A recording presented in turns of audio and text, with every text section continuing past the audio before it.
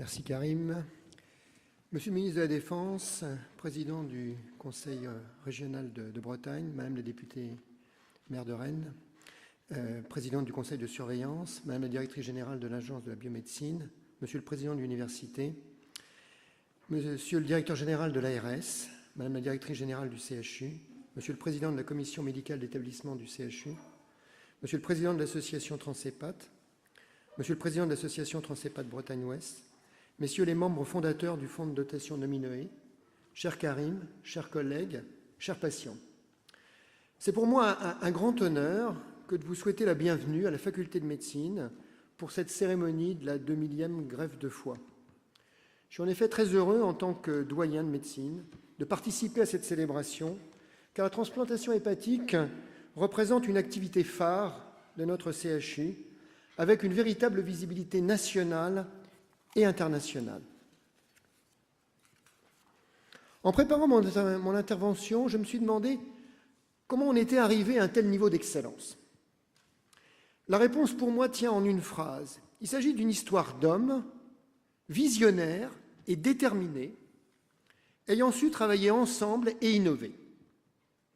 Et je veux rendre hommage ici au professeur Launois, chef du service de chirurgie digestive, qui, dès la fin des années 70, a initié les premières transplantations hépatiques, et au professeur Cartier, chef du service de réanimation médicale, qui prenait en charge les patients en post-transplantation. Cette activité a réellement pris son essor à la fin des années 80, grâce aux recherches en immunologie fondamentale qui avaient permis de mieux comprendre les mécanismes du rejet de greffe, et aussi grâce à l'avènement de la cyclosporine, premier immunosuppresseur administrable par voie orale mis sur le marché. Et c'est grâce à la cyclosporine que la greffe de foie a pu se développer de façon plus importante. C'est ainsi que le professeur Launois, en collaboration avec le service de réanimation médicale et le laboratoire de pharmacologie, a pu développer une activité de transplantation devenue rapidement visible tant sur le plan national qu'international. Et nous avions à l'époque déjà de nombreux malades venant d'autres pays pour se faire transplanter à Rennes.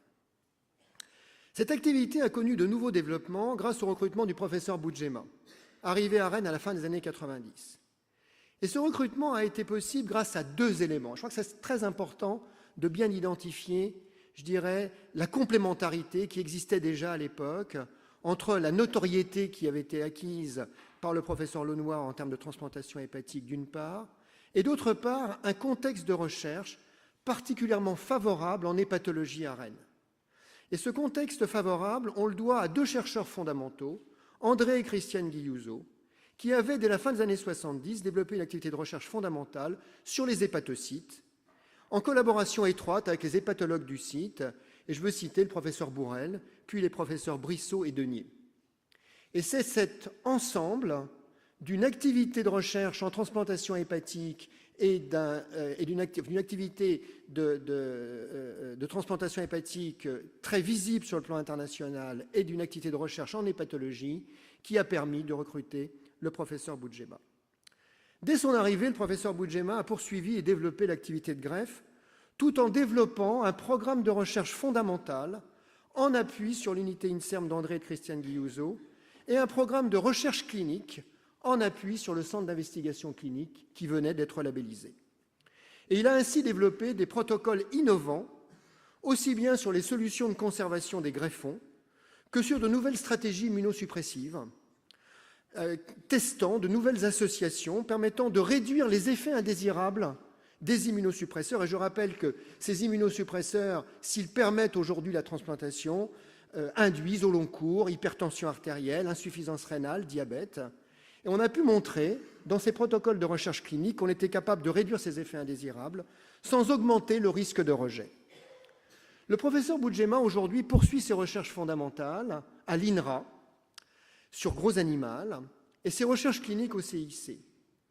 Et ces recherches permettent à notre établissement d'avoir une véritable visibilité internationale et une attractivité pour la formation des jeunes chercheurs, des jeunes médecins, des jeunes chirurgiens, qui est sans égal à l'heure actuelle en France. Et je voudrais ici le remercier très sincèrement pour tout le travail accompli, ainsi que son équipe et tous les collaborateurs qui travaillent avec lui, dans un modèle qui, pour moi, est un modèle emblématique de ce que doit être un CHU, associant intimement activité clinique et recherche fondamentale. Merci Karim, à toi et à ton équipe, et sois certain du soutien de la Faculté de médecine dans la poursuite du développement de cet axe d'excellence de notre établissement.